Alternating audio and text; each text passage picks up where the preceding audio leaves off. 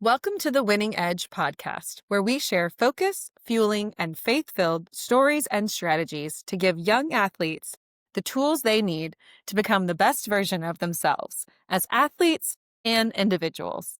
What you eat and how you think can transform your athletic performance and overall well-being. Whether you're an athlete, coach, or fitness enthusiast looking to gain that mental edge and optimize your health, this podcast is for you. We are your hosts. I'm Lindsay, former collegiate athlete, coach, educator, and educational coach for over 20 years, and a mom of 2 young athletes. And I'm Stacy, registered dietitian nutritionist of over 18 years and a mom of 2 young athletes. Today's guest is a powerhouse of discipline, grit, and a winning culture. Brooke Brittain, athletic coordinator and head basketball coach at Mansfield High School in Mansfield, Texas, where she turned her love for the game as a former athlete into a lifetime of achievement supporting high school athletes on and off the court. For over 20 years, Brooke served in the Army Reserves, retiring as an Army combat veteran with 3 deployments to the Middle East. As a sergeant first class, she led with courage, integrity, and an unshakable commitment to service. That same standard of excellence defines her work as a head coach, where she has built a reputation for developing champions on and off the court, pushing her players to become resilient in the pursuit of their goals. From leadership on the court to the military and back to the sideline, Brooke's story is one of persistence, leadership, and proven success. Brooke, welcome to the podcast. Thank you so much. So I'm so excited to have you on. Such an incredible story, such a honorable and powerful past of experiences you've had that, have shaped you into who you are today. And before we dive off into the coaching conversation, I would love for you to share your experiences from your years in playing college and your time in the service, because that directly has contributed to shaping you into the coach you are today. Yeah, so my journey at that time was really unique, and sometimes it's hard to follow. So I need to explain one thing. When you're in the Army Reserves, you also have a civilian life going on at the same time. So I actually went to college. Well, let me take it back one step. Right in high school, I said I was either going to be a scholarship athlete as a college basketball player, or I was going to join the military. And I was pursuing those college dreams. I ended up getting a half scholarship to an NAIA school. So that's a private school. And I was super excited, and I had to pursue that. And I went up to a school called Sterling College in Kansas, where I was playing basketball. I loved it, had a great time, but I still was like, I'm taking out $20,000 in loans and I want to be in the military. So what does this look like for me? So I went and I joined the Army Reserves with full plans to go back to Sterling College and play basketball and have a little support with that school funding, but also have the college basketball experience. And then 9/11 happened and the world changed. And so I had a little pivot. And instead of going back to Sterling College, I got into MP school and I graduated from military police school. And then about 6 months after military police school, I was in Iraq. So I was in the initial invasion of Iraq in 2003, which was only in the middle of my college experience. And so I still had college basketball before the military. I had a break in my college experience to go to Iraq and be in the initial invasion of Iraq. And literally the shock and awe, the very first night of the war that a lot of people my generation remembers watching on TV. Absolutely. I was watching happen right in front of me. I was watching shock and awe that night, going through a year and a day in a combat zone, and then coming back home. Coming back home, I knew I wanted to be closer to home. I was from Arlington, Texas. I didn't want to go back up to Kansas, but I still wanted to play ball. And so I started pursuing some other options, and I found the University of Texas at Dallas was a great fit for me. And I reached out to that coach myself, and I said, hey, this is weird. I'm in Iraq. I'm coming home soon, and I want a place to play basketball. And I really recruited myself there from a combat zone, came back home, and went to the University of Texas at Dallas, which is where I ended my basketball career. So not a normal journey, but really impactful for me because I came home and I immediately had a team to fall into, which is very valuable for veterans. When you've been at war and you have a team every single day and you've got a mission every single day, it's hard for a lot of people to come home and return from that and not have a team. And so I had a team right away. Our mission was to win and to compete. I had college pursuits. I was trying to be a great student. I wanted to be a coach. So I had a lot of goals there, but I also had fun. And I got to come home from war and be part of a team and have fun. And so to me, basketball has always just been this really healthy space for me where even on my worst days, We had a lot of bad days. We had lost a lot of games, but I'm like, I'm not at combat today, Yeah. and this is a really healthy, safe space for me to be. And there was a lot of love from my experience in combat, and I wouldn't change it. But basketball became a really healthy home, and it always was, and it's always been that for me. But I learned that at such an early age, 21 years old, just being like, thank you for giving me this hard place to give great, learn great lessons with people that love me, no matter what today looks like. And so that has really shaped me as a coach Mm. in so many ways, right? The good days, the bad. You've got a team and it's a safe space to learn and be part of something bigger than yourself. And that experience shaped me for the rest of my life. So hope that kind of answers the early deep dive into what that looked like for It's me. a there's like so many questions that I have just from hearing you talk about that because and thoughts that I have in my head. A lot of athletes in high school that are aspiring to play in college, they don't always think about the different ways that that can look. It doesn't Yeah, traditional, you're a scholarship 4-year college athlete. You may go to junior college. You may look at the military as an option to mhm, help you achieve those goals. But I love the fact that the sports coming back after deployment to basketball, that's such a safe, like, headspace for you to be in. Your the heart has best. always been in basketball. The best. I think it No. probably saved me in so many ways. Yeah. Because there are so many veterans, and this is really near and dear to my heart because I have a lot of family that's military, Mm, and a lot of friends that served, and it's really hard to transition coming home from something like that. And so having a group, because a team, and I love college sports for this. I love sports in general for this, but your family becomes your teammates. I mean, absolutely. that's just who they know you. You're with them all the time. Nobody else has your back quite like your sports team can have your back. And so I'm so thankful that you were able to come home and have that experience. And props for recruiting yourself to UT Dallas. We talk a lot. We've had some really great guests on our podcast. One of them, she works with kids getting into colleges, Mhm, whether they're athletes or not. But really, it's the athletes having to do the work and go out there and advertise yourself and reach out absolutely. to colleges. And so you were doing that at a time when not everybody was doing that. Yeah. From a It was combat zone. while you're deployed. So I don't ever want to hear an athlete say, well, I don't have enough time to reach out to college coaches. I can't believe I've never told my kids that story my whole life. I always talk about being an advocate for themselves, but I've Yes. actually never shared that part of my story. And you're so right. Like, hey, you've got to take a little ounce of ownership and tell people you're interested. Half the time, that's the battle sometimes, with, I mean, coaches have so many athletes that they're looking at. oh, it's needle in a haystack, right? Reach out, but you reached out during deployment in a combat zone to set yourself up for success when you came back, which, in addition to you know, doing something you're passionate about returning, you also gave yourself such a safety net in your headspace to come back to your sport that Yeah. you it's home for you. Basketball is home. I Yeah. love that's amazing. Ah, Thanks. such good advice. Right out of the gate here on this episode. It's like, oh, life advice.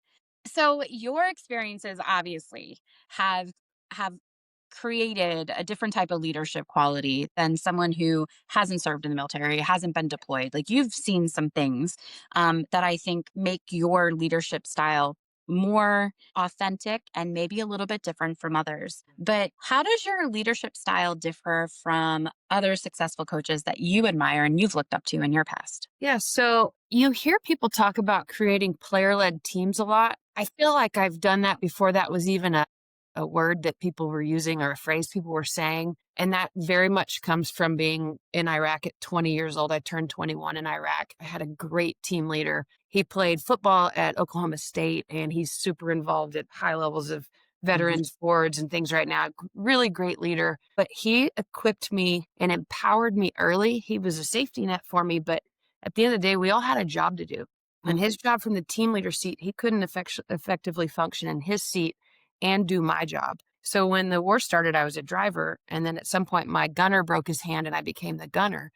And the reality is, I look to him for leadership and guidance, but he can't make every decision for me, tactical or Mm. whatever. Very early, I learned you have to empower people with the tools and the knowledge and be there as a facilitator and a support structure, but they're the ones on the ground doing the fighting. Mhm. And They're the ones that have to be adaptable and flexible to do their job, not yours. And so that could be the same thing if I've got a point guard on the court. I can't play point guard for her. I need to tell her what I need from her. I'm going to facilitate, I'm going to hold the line of things, but I'm trying to teach her how to read and how to react and how to manage that. And so I've done that almost my whole career, which was different from what I grew up with. Mm-hmm. I fell in love with a system called read and react offense because of those principles way before this was even talked about in the basketball world. So, nerd out for a second. There's something called the modern art of war, Lieutenant Colonel John Boyd, and he has what's called the OODA loop. It's OODA. And so I like to teach everything that I do from the lens of the OODA loop. So what John Boyd was, he was a fighter pilot, and he would talk about how these dogfights would happen in the sky. And if this plane moved this way, here's how you would counterattack. The principles of it is the fight is ever evolving.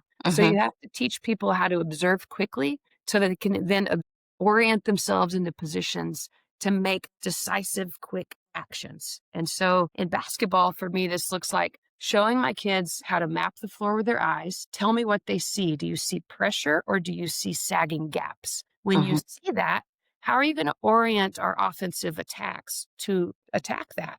So then you orient as a team with communication and movement. Then you make quick decisions and actions. And it's ever evolving. Basketball's a dogfight. You do this, they do this. It's a game of opposites. If they do this, we've got to do this. So my leadership style is really based on a lot of military concepts of, number one, I can't do the fighting for them. So make sure I empower them early with those tools. And then with that, I've got to back off on they're going to fail, right? This is still youth sports. This is not a dogfight. So I've got to allow them to give them space to learn and fail forward without feeling like I've handcuffed them every time they make the wrong decision. And so this looks like an absence of control from me, but it's actually the most empowering thing I can do for them. So Yeah. may look a little different than some coaches. No, but I love that. And so when you say you like to empower them, so I'm trying to make sure I have this right here. You are helping them with the tools and knowledge that they need to be successful. You are looking at them as owning their decision making. Yes. But you're also supporting them in being able to take the risks and not fear that they make the mistake. Yes. And you give them shared language so that we can all move forward through failure faster. If we're all speaking different things, and I don't sometimes curious if they make the wrong reads over and over and over. I need to remain curious instead of frustrated to what are you seeing that we're not saying the same thing? Right. Because if our understanding is not shared, then they can try to do what I'm telling them is the right read and the right attack for this, but it won't happen. So there's a lot of layers that are very intricate that are like curious to what they're actually understanding that might be a different language than I'm speaking, and continued teaching and lots of things. How do you tailor your approach for different teams that you've had given athlete personalities? Because when you talk about the shared language, when you have a lot of kids that are coming to you and they've had different coaching experiences, they have different experiences outside of the gym, how do you tailor your approach? Biggest thing first is meet them where they are. I struggled with this early in my career, especially after some high level success earlier. And then you'd have a team. I mean, naturally, if you're doing things in UIL sports the right way, you should have a little up and down years where sometimes you've got a powerhouse group and sometimes you've got a rebuilding season. So you've got to meet every level where they are and not let your ego get involved in that. I think that's really critical because some groups need more. And with that more comes more teaching, more patience, more fundamental time. And some groups are already there. And what those groups need for you is more fuel, more push, more next level. And so the only way you can really tailor is to start by observing where they are and then assessing what that team needs as a specific team, not based off of what I want them to be, but off of where they are. And I'm laughing at myself because those were the mistakes early. Like, I can want you to be here, but if you're not here, I got to start here and then build. So observing, assessing, and then being urgent through whatever that looks like. Yeah. I know a lot of times, and I've experienced it. I've had, some coaches before and I know some coaches where the self-reflection piece is not there, right? We like to, and as an educator, the same thing. We like to observe, evaluate, assess, lots of assessing, right, of our students and giving feedback. But at some point, in order to become a better educator, better coach, better leader, you have to be assessing and observing yourself, Yeah. and then having that self reflection to be like, wait a minute, this is me. Yeah. The language isn't being understood. The kids aren't progressing. This player is not understanding what I mean. This is on me. And so I love that you're like, yeah, I had that moment where I was like, okay, I need Yeah. to look at my expectations. Yeah, I want to highlight this for every listener. I started my doctorate program at Creighton University a couple years ago. Do you know what the very first course they make so it's interdisciplinary leadership studies. So it's for leaders. There's Oh, literal 2-star generals in my class to everything in between.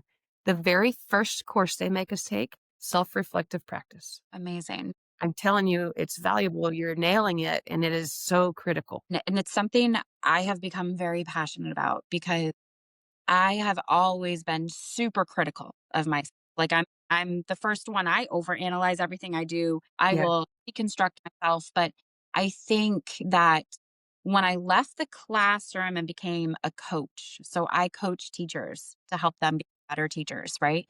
The general is short definition of what I do. The self reflection piece for me was key because if I was going to lead educators, I needed to be very vulnerable and recognize who I am as a leader, what Mm. I'm doing well, what I'm doing wrong. And I spent really the first 2 years of being a coach breaking myself down to figure out what I needed to do or how I needed to improve in order to really give the best for my staff. The self-reflection piece is just, it's so powerful.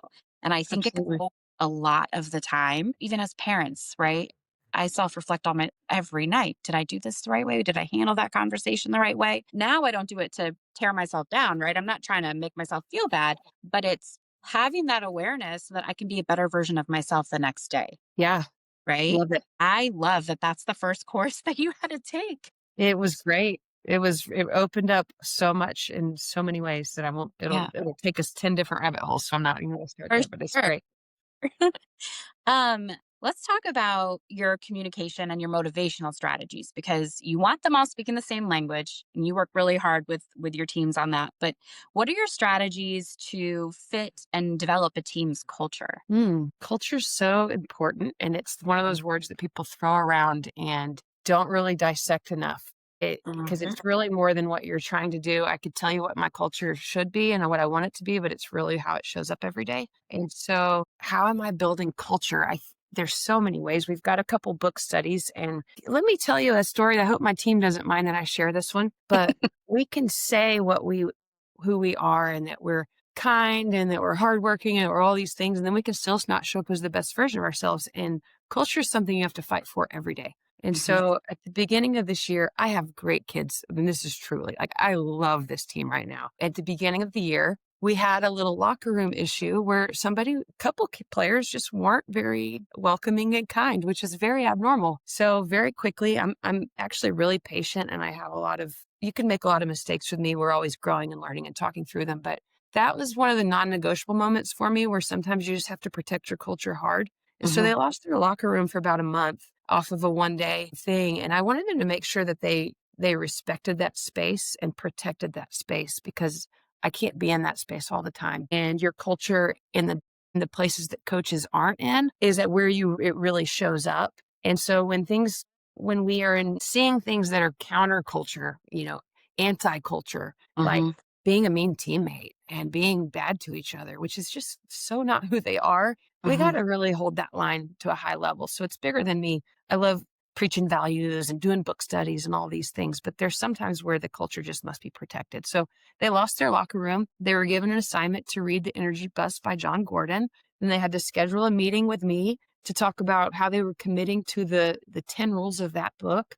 Mhm. Because for me, one of the big ones is we're not going to have energy vampires on our team, and the way we talk to each other and about each other and what we bring into that space matters. And we have to protect that. So we started with that. I love their meetings. We got one-on-ones with them, and it took a long time. I think building culture the right way is not a quick fix. It's not a band-aid. And it's not just what you want it to be. It's what's happening when you're not looking.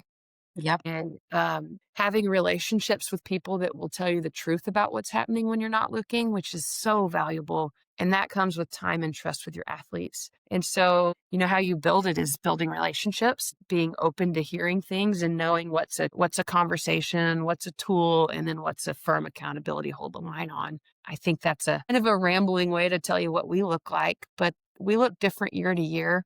I don't have a blueprint of culture. I have a meet them where they are. We've done the Twin Thieves this year. We're doing the Twin Thieves book study right now, which is a great book. We did the energy bus not because it was on the agenda, but because it was a have to. Yep. And we have conversations and try to really know our kids, love our kids, and be open to what they're telling us. I love that. I'm going to give a book recommendation for a Okay. future study. It's not a very long book, but it is by John Gordon and PJ Fleck. Already read it. Rode Row the the boat. Boat. So good. It's got John Gordon's name on it. I've probably read it. So, Okay. Yeah. and by So good. probably, I mean, I have. Kind of made me think that when you were talking about Great book. the support. Powerful. Yeah. Yeah, PJ Fleck's story is really powerful. Yeah.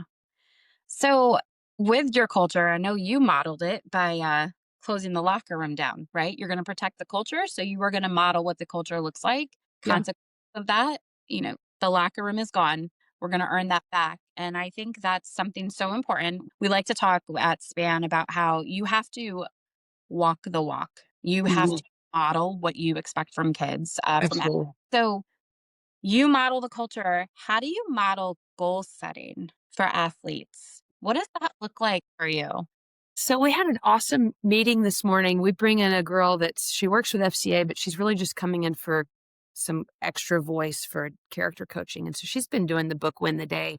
Mhm. She used a term today that I can't get out of my head. I'm in love with it. God-sized goals. Ugh. And I'm like, oh my gosh, I'm over there not even trying to be part of I'm like, it's not supposed to be facilitating that hell. I'm like, oh, that's so good off in the corner giving snaps. Yes. God-sized goals. I think that's so big because we play so small and we shrink ourselves so much in life and we're afraid to say and tell people what we're hopeful for. And God is so bigger than we are, so much bigger than we are. And if Mhm. we can start to speak life into our God-sized goals, there's so much space to actually get things that are, even if you don't get that God-sized goal, like you're going to get a pretty awesome goal, right? Like put it outside of your reach. Put your goals outside of what you're capable of reaching. Oh, sorry, I got super fired up because I heard that word That today is and so it hit me. I share stories a lot about God-sized goals in my life, but I haven't used that word. I just share like, hey, I may never get this, but this is what I'm aiming for, and it's bigger than I'm capable of, and I'm just going to work hard and put myself in a position to win it, right? mm, And so one of my random God-sized goals, I want to have a book in an airport bookshelf, and I know that's weird because airport bookshelves are like a dying breed of, Kindle and all but that. stop still and gets the books there. So in the Army, I had 20 years of airports and I might be like sad or leaving home or like scared because I'm going on a mission and I'd find the most empowering book. And so it really spoke life into me. And John Gordon the energy bus became just life changing for me in a really hard time. And so I'm like inspired by books, even though I didn't find myself to be a reader before that. And so I told them my God-sized goal, I want to have a book in an airport bookstore. And if people laugh at that, that's okay, but I'm going to say it. And what I've modeled since that was giving myself commitments to pursuing that and letting God do the rest of the work. And he continues to, if I do my part, like I laugh now, some of these connections that God makes, I'm just like, this doesn't even make sense. I never could have made this happen if I tried in my whole life, but all I do is dream big, put it out there in the world, and then give myself commitments. So this year, my commitment was to have well, I know you don't know this part of my story, but I finished a cancer treatment journey. And in my last treatment for cancer, I had stage 3 melanoma. And on the last day of treatment, most people are like, I'm going to ring the bell. I'm like, no, I'm going to sign my book publishing contract from my treatment chair. And so I did that. And then I committed to finishing my manuscript before basketball season. So we started season on October 22nd this year. And I'm like, I need to have my first draft of my manuscript to my editor on October 17th. And I gave myself multiple dates before that, right? Like I gave an August 10th date but October 17th was that. And I made sure that I turned it in before season started so I could pivot back to what matters for Mhm. that moment because they both matter. but Yes. I can't be pursuing God-sized goals in a book when I need to be focused on season. So I had to be very intentional and disciplined and give up a lot of my personal time, wake up early, going to bed late, writing instead of hanging out with friends, and meeting my commitments to Yeah. my God-sized goals, which has been really neat. So the God-sized goal part where guess was one of the endorsers on my book right now, John Gordon. Isn't that wild? That's a God thing. It That is, and there's so much more to that story, but you've got to read that one in the book. That's chapter one. Absolutely. That's amazing. I love that you are modeling for all your athletes too, exactly what it's like to make a commitment, not to just others, but to yourself. A lot of times kids want to please others and they want to do what everyone expects them to do, but they don't always hold that same space for them to set goals for themselves Yeah. and then follow through on them. Yeah. That's so important, and knowing this is my time frame. Kids need to understand that too, that there's a time and space to get things done, and it can all be done. Yeah. And envision it. Even if Yes. you never reach it, if you envision something big and then you get more excited and enthusiastic and like lit up about what the work looks like to get there. Absolutely. So when Stacy and I sat down and she was like, "Okay, I really want to do this," and this was her baby. Span is her baby, and I was so blessed to be the one that she asked me to join her and co-found this company. And we've just been saying, God doesn't call the qualified; He qualifies the called, Yep. and it sometimes feels very big. We're like, "Oh my gosh, these things that we have that we want to do are not like how are we going to do this, where is this really going to go?" But it's more of just trusting him in the process, that this is what it's supposed to be. Yeah. We released the Athletes Amen, which is a prayer journal for student athletes, Awesome. and so that was a big thing. We published a book last year. So yes, all those pieces that you're like, "Oh my gosh, am I even able to really do this?" Yeah. You are called to do it. You believe in it. Absolutely, it can be Yeah. achieved. I love it. And you're gonna have your book in the airport, I hope so. We'll figure it out. We'll see along the way. right? I'm doing the work now at this point. I'm just here to eat popcorn and see what happens with it. Right? That is the fun part though, honestly. So I want to ask you a couple other questions, because all of this is kind of just, it's all pushing towards this big topic of resilience. Hmm. And I think we hear that word all the time. We hear it said, "Oh, be resilient. Oh, this builds resilience, and you got to have grit," and all of this that's comes with the word, but nobody really talks about what causes you to develop resilience. You can't just be given resilience. It's Yeah. not one event that happens and, oh, you're resilient. And I think that your coaching style and who you are as a person, you have lived a life where you've developed grit and resilience authentically. Mm. And that's what we want for our athletes too, is to learn and develop that resilience through life, through sports, through all the things that they go through. But I would love if you would share with us what your personal experiences are that have created that resilience for you. Yeah, this is a special topic to me. And I want to make sure that I honor the time with it, but also share enough depth to where it can hit people well. I was 20, turned 21 in Iraq, my first deployment. On my second deployment, we lost 4 soldiers, and I found myself being challenged with things that were different from my first deployment, even though I was younger. When I came home from my second deployment, I found myself struggling with suicidal ideation as I was navigating PTSD challenges. And I've learned the long, hard journey of really that you can have triggering events and you can have trauma and you can still be resilient. But there's a lot of things that you have to get healthy with that allow that. And so I'm so thankful to be able to share stories of resilience that I've learned the long, hard road, because I hope that it supports people that might struggle with resilience. But let me pivot to just coaching for a second, and then I'll put it all together. In the coaching world, because I was in the military for 20 years, so many people will say, "Hey, talking about mental toughness," which they really think is also resilience, right? We often compare those, which All right. we can go there with that, right? Mental toughness and resilience. When they ask for these tools, I think a lot of time coaches that are thinking of me as this 20-year military veteran, combat hardened, They want me to give them like tough, gritty, like, all this like strong language. And I often counter them with teaching things like, hey, here's the way to get resilience out of your athletes. Teach them gratitude.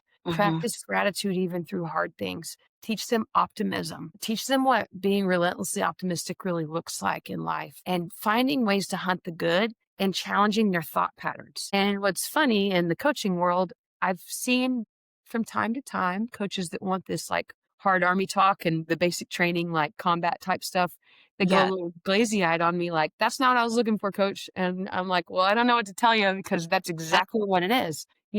If you're looking for how to get people trained in a skill fast, and you want me to tell you some fear-based tactics for the hard training, I've got those too. Don't get me wrong. Like sometimes if I need my kids to run a press break really well and they're not being precise, I might threaten them. If you're not precise, we're going to run the line because I need you to lock in. Like I got those tools too, but that's not resilience, right? It's just really trying to get people to lock in for precision. What resilience really is optimism. It's gratitude. It's meaning making. Like, okay, this happened. How do we make meaning of it? What are we doing with that? And so I learned that the long, hard road by really quite simply one of the, you'd find this in my book, but there's a chapter where we lost a soldier. And it was the first time that I let the words, if I had just, creep in my head. And I started questioning my capacity as a leader, because I was questioning if that was my and it took years and years and years to say, where did that even come from? Like, I wasn't really even involved in that day. I had a different involvement, and I let wanting to help and wanting to be a leader and wanting to be responsible, because we have this culture of extreme ownership, which is so valuable. But I let that creep into my own thoughts about my worth and, my worthiness as a leader and what I was responsible for. So I had to learn how to challenge thought patterns. And when I took away if I had just, and I recognized, like, here's the facts. You're making things up that aren't real, should have and could have, do not exist. Here's the facts. What did you do in this situation? And really finding the truth to things and taking time to challenge thoughts that don't serve you. That's a huge piece of resilience. Because if you're spiraling in negative thought patterns, you're going to allow yourself to find weaknesses and, really succumb to some negative thoughts that don't serve you. At the most simple form, that's where I start. I found myself in my cancer journey. I actually had a doctor on the phone. She sounded like Charlie Brown's teacher. She's given all the medical terms like, wah, wah, you're going to do this. And it felt like, wah, wah, wah, wah, wah. And then she said, I challenge you to be cautiously optimistic.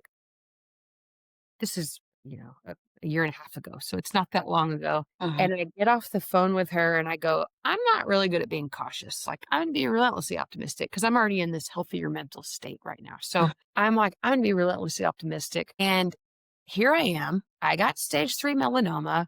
I'm about to go get surgery, get a port put in, and have a year of treatment. Like, this is what it is. What am I going to do about it? I'm not going to pout about it. I'm going to eat healthy. I'm going to do the things that I need to do. I'm going to take care of where I am today. And here I am in this messy situation, and I only have one response to this adversity, and that is to move forward through it. And there's layers of how I've learned that. Jen Brennan, who was the sports psychologist for Villanova men's basketball when they won a national championship, he wrote a great book called The Art of Becoming Oneself, and he's got a whole chapter on relentlessly optimistic. I actually emailed him. I said, I've been stealing your thoughts because I didn't realize that I read it and I planted that seed and I'm living out this optimism. So thank you for those tools. I think we plant seeds in ourselves and they grow when we're in the dirt, right? So we plant seeds of gratitude in our athletes. We plant seeds of optimism in our athletes. We plant seeds of when you're in adverse situations, you charge the hill anyways. Like, here you are. How are you going to attack it? Like, you don't get to pout about it. Here we are. What are we going to do now? And you do that through sport. You do that through life. And you give them the tools that when life does throw the dirt on them and it pours the rain down, that something good comes out. Absolutely. I just wrote down so many notes when you were talking. I love everything that you just said there. And, I know I've seen a lot working with students for 21 years and having my own children that are in sports. When things don't go the way that you want them to go, or a game doesn't have the outcome that an athlete wants the game to have, seeing the difference between players who are angry and struggling to process that, they can't find the joy in the other things that are going on. Absolutely. Their success, they're so locked in on, didn't it didn't go how it was supposed to go. And that to me is a lack of resilience because things are not going to go how you can play your heart out. You can play the best basketball game you've ever had in your life, career highlights, and you still lose the game. And that's okay Yeah. because you have to find the good and the success in what you did and then walk away knowing that now there's an opportunity to go to work and find something to focus on as a team to become more successful the next time. How do you approach that game, that same situation differently for a different outcome in the future, right? So there's these athletes that really lack that growth mindset and the resilience piece. And it makes me so sad because I feel like that's what's going to be the difference between you going on and playing in college or you not having that journey because you aren't going to have the attitude that a coach looks for, Yeah, right? And you're also going to fall out of love with that sport a lot. absolutely. Got to protect your joy too. Right. So I love that you're talking about choosing to be optimistic. In even the hardest situations, you stay positive. I talk about this with my own kids. There's been a lot of things in life where things have not gone how I, as a parent, would have liked them to have gone for them to have a certain family dynamic. And I always say, the best things in life come out of the worst. Good things, the success, the joy, the happiness is on the other side of the fear and the difficult situation. So you have to keep pushing to get to that. So I love that, you're talking about that and what that looks like for your athletes as well, because I think the word resilience is used so often. So Yeah. thank you for explaining that in such Yeah. a way that I think coaches and parents can hear this and walk away being like, all right, I need to help my kid focus on how to be hopeful, how to have a positive attitude all the time. Yeah. Can I add one thing for parents and listeners? So, that I talked about that glazy eyed piece, and this is not just like smiley positivity. This is research backed. This is actually used in the military. So, in the 20 years that I was in the military for, they noticed the soldiers coming back from war early on were battling significant PTSD issues. They were coming back and getting divorced at higher rates, suicidal at higher rates, all these things. And so in 2011, the United States military actually approached a guy by the name of Dr. Martin Seligman, and he's known as the father of positive psychology. And they're like, how do we be proactive with these soldiers and not reactive? We keep treating all these wounds, but we're not preparing them to deal with the trauma. And so he created with a general by the name of Cornum, I hope I didn't say her name wrong, Cornum. She was a medical personnel who was on a helicopter that was shot down. I won't get too gruesome, but she experienced just about every trauma that you can face in one POW situation. She came back so resilient. They're like, how do you deal with everything you dealt with? And she came forward with Dr. Martin Seligman and herself, and they created the Army's Master Resilience Training Program and the Comprehensive Soldier Fitness Program. And in this, these are the tools they're giving them: optimism, challenging thought patterns, hunting the good, reframing, meaning making, all these things, processing things with a positive mindset versus being triggered and taking it the wrong way, giving coping skills, all this stuff that people might consider just peppy positive is literally what they're giving soldiers to prevent struggle after war. And Yeah. so, I mean, what they're the things that we really should be giving everyone as tools in life, because we all experience and face trauma at some point in some capacity in our lives. So these Absolutely. great tools, and the military funded them, just giving them to us freebie. They're giving you all the tools that you need.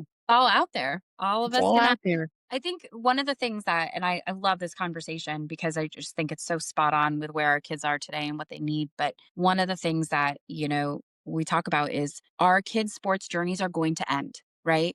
It's going to end. They're not all going to go on and play in high school. They're not all going to go on and play in college. Very likely less than 1% of them are going to actually, be able to take this career and make it a career, or take their sport and turn it into a career. But the skills that they learn are going to be lifelong skills. Absolutely. And so developing that resilience through your participation in sports, through overcoming setbacks, issues with coaching and issues with teammates, all of these things are really shaping them to be strong, resilient adults that are going to be better equipped to handle everything that comes to them throughout life. Yeah. And so I think that I love this conversation. Absolutely love it because it's just so powerful. And it's exactly what our kids need as athletes and what coaches need to be doing to support them. Awesome. Yeah. So I want to ask you just a couple more questions because I know I'm taking up all your time today.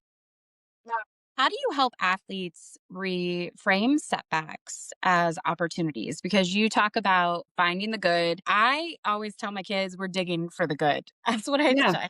And I'm like, no, we're digging for good in this because there's good in every situation. So let's find it. Yeah. But how do you help them with that? Gosh, I think you first model it, right? We got to model everything. And so even losing games, what am I saying to them in the locker room after a game? What Mhm. are we using that failure as data? And okay, here's where we're weak. This is where we need to grow to get to be our best version of ourselves. But also talking about thoughts and the way that they're thinking about things. And there's a lot of studies in cognitive behavioral therapy and things like that where you've got to challenge the way that you're thinking about things. You're going to have emotions that come with events.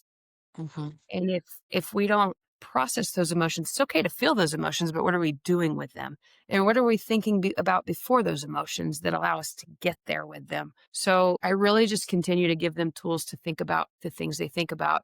Let me give you an example. This is it's going to veer left a little bit, but it's all in the same That's fine. concept. So every team has locker room struggles. We had some a few weeks ago that it was a learning opportunity. Are we making stories that don't exist and not questioning that? One of the things with thought patterns is we'll create stories, and just because we create them does not make them real. And I gave them that little tool as just a bullet point, and then they kind of looked at me like, "Yeah, coach, sure." So I'm like, "Okay, well, let's act this out." And I had a player stand up, and I said, "Taylor, stand up, and let's pretend I'm walking into the gym. We're in a classroom at this point." Mhm. And every day when my kids come in, I greet them with a high five. I love a good high five. And so I said, "Okay, Taylor, I'm going to walk in the gym. What do you expect from me today?" And she said, "Give me a high five and tell me, 'Hey, Taylor, what's going on? Talk to me about my day.'" And I said, "Okay. Okay, so that's what you expect." And I'm like, "Here we go. Ready to role play?" And they're all watching this. And I walked in, I looked at Taylor and I looked at her, not really, I didn't smile. I didn't engage with her. I didn't give her a high five. And I kind of had a funky attitude and I walked away. And I said, and just so y'all know, in my head, I had, okay, I actually said, "My dog's sick today and I'm really upset about it because I'm worried about it." I love my dog. Sergeant Sweet Cheeks is her name. We call her Sarge. And the kids know if Sarge was sick, I would be upset. So in my head, I'm like, okay, I'm going to imagine that Sarge is sick and I'm sad. And I hadn't pulled myself out of it yet. So I ignored Taylor with a sad vibe. But to them, I said, "All right, what happened?" And they said, "You were rude to Taylor." And I go, "Okay, why?" And they go, "You're mad at Taylor." I said, "Okay, what did she do?" "She must have not played very well." I go, "Okay, why?" And I just keep making them tell stories. And Yep. I looked at them and I said, "Wrong. My dog was sick and I was worried." And their jaws dropped. They're like, "Oh my God, we made a story that based on what you did, but never asked you a question." I Yep. said, "Just because you created something in your head doesn't mean it's true. And now you've created all these responses to what you assume is true based off of what you created in your head without ever even asking me, 'Hey, coach, are you okay?'" Yeah. I think I took our whole question that you asked the wrong direction, but I No, just, it's so valuable. you didn't, because I think a lot of times kids, I mean, we do it as adults too. If we have a setback, we start to snowball. Yeah. We can take that one thing and then go down the what ifs and what does this mean and blah, blah, blah. And it's like going down a rabbit hole and you just snowball and it continues. It's harder to focus on what can I learn from my setback? Where can I go from here? Because Yeah. you're down the hill. Yeah. I'm big on curiosity and fact finding, whether it's medical, whether it's the setback is my cancer. Like, Yeah. okay, I'm going to let myself spiral for the next 30 minutes and cry for a second because you got stage 3 melanoma. But Yes. let's go ask questions about what's going to happen. Yes. Right. And then you can adapt as you learn, but you've got to get facts over feelings. And that's how you respond to setbacks because we can catastrophize. And if we Absolutely. make everything monumentally bad, then we're going to respond with an overwhelming dread. And Yes. it's hard to respond positively when everything's dread. Coach Brittain hates me because she didn't high five me. No, ask Coach Brittain why she didn't high five you. Same thing. Okay, I've got stage 3 cancer. Like my life's over. I might as well drop out of my doctorate. Like, no, let's ask what this therapy looks like and let's see where you're actually at and what this journey is going to look like. And then you can make decisions with facts. Yeah. And that is so important of learning how to manage any adversity, any setback, really any situation is Yeah. facts over feelings. And I love that because there's certain things that I believe in. Three things very important. One of them I do believe, right? So my faith is at the core. It's the most important thing in the world to me. But I also believe that a therapist is a good person to have in your life. And I Yeah. remember a therapist when I first started going because I could do that very easily. I Yeah. was in a rough situation at the moment, and so she said, "I need you to trust the facts. I need you to stop asking what ifs, and I need you to look at facts only and Mm. make based on that." And it was Yep. like light bulb went off. Like my feelings, my worry, all of that means nothing if I'm not looking at the facts. I need to trust what's actually right in front of me. Real. And the shift in my mindset that I definitely needed. But I think with young adults, I know when I was growing up, I didn't get that. Yeah. Nobody had conversations with me. And so if we can have these conversations with our teenagers now, there's Mhm. so much more understanding of who they are and what they need to do to recover from setbacks and going through adversity than if we just tumble into it blindly. The team morale when you have adversity, I think, is something that you already kind of build into your culture from Yeah. everything we've talked about today. And so I did have a question about that, but I feel like if this is what you're doing, you're having that conversation as a team where you're creating the false narrative in their head. They're creating it based on something that was completely not the direction that you were, you Yeah. know, They fell for my setup. I knew where they'd go with it. I set them up and they took it. Yeah, I mean, teenage girls, of course, they're gonna go to like oh, she must, no, no, no, no. It's all the chatter. Yeah. But I can tell that, your team, you handle things as a team. And I think that's so important. So I do want to ask you one last question though. What would be the legacy that you hope to leave as a coach, both on and off the field? I struggle with that word, and Mm, I think that's a good thing. Earlier in my journey, I think you have these like, this is going to sound so nerdy, but like my uncle was a state championship football coach, and we always wanted his name on a stadium after he passed away. There was community chatter about maybe getting a name on a stadium. I'm like, what a legacy. And I kept thinking like that would be so powerful. And so then I started to envision like maybe one day I'll be such a good coach that they'll want to put my name on a court or something. But at some point in my life, that completely shifted. And not that that shouldn't be a goal for somebody, right? That just means you impacted so many people that they want to do that. But it's so not about me. I don't think I have a goal that people are talking about me long after I'm gone to where there's a thing. I mhm. want them to feel the people that I impact, I want them to feel supported to be their very best selves and be happy and whole and be able to live out their gifts. And I think that that becomes all about them and not about me. And it becomes all about God and less about me. And I think when we allow, there's a scripture and I'm going to butcher it if I tell you, but it's like when I must decrease so he can increase. Yes. I don't think there's a legacy vision for me. I think I just want to continue to be a vessel that shows God and allows people to see God and let him live through them in whatever they're happy and whole and complete with. If somehow we win enough games and enough people are impacted that my name's somewhere, cool, but I don't even see that anymore. And I don't really, I can't Yeah. even, that's No. not me. I don't have a legacy piece. And I hate to say that because legacy is such an important word to so many people. Yes. And I don't want to diminish that in their minds. But to me, I've just lost that word has lost value to me. I think, but your legacy is the people whose lives you've touched. I think your legacy will be lived. It's you being carried on, your Yeah. inspiration, your values, your Even if my name is never uttered again, it's it's like that, part of it's you. them. It's that inspiration you've had on others is being continued. And Yeah. so that is the legacy. That is your legacy. Okay. I'll take it. Absolutely. I love it. Well, I am so glad that you joined the podcast for today. This was amazing.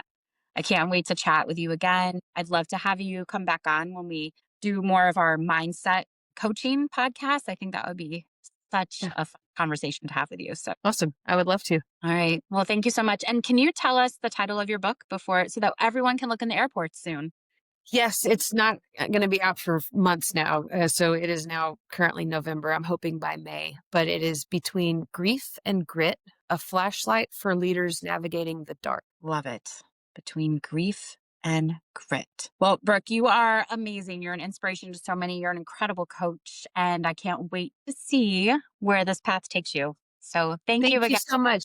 I had a blast today. Appreciate Love it. you. Absolutely. Stay tuned for future podcasts where we will bring on exciting guests in the sports world, highlight spotlight coaches, athletic directors, former and current collegiate and professional sports players, sports dietitians, psychologists, and more. What you eat and how you think can transform your athletic performance and overall well-being.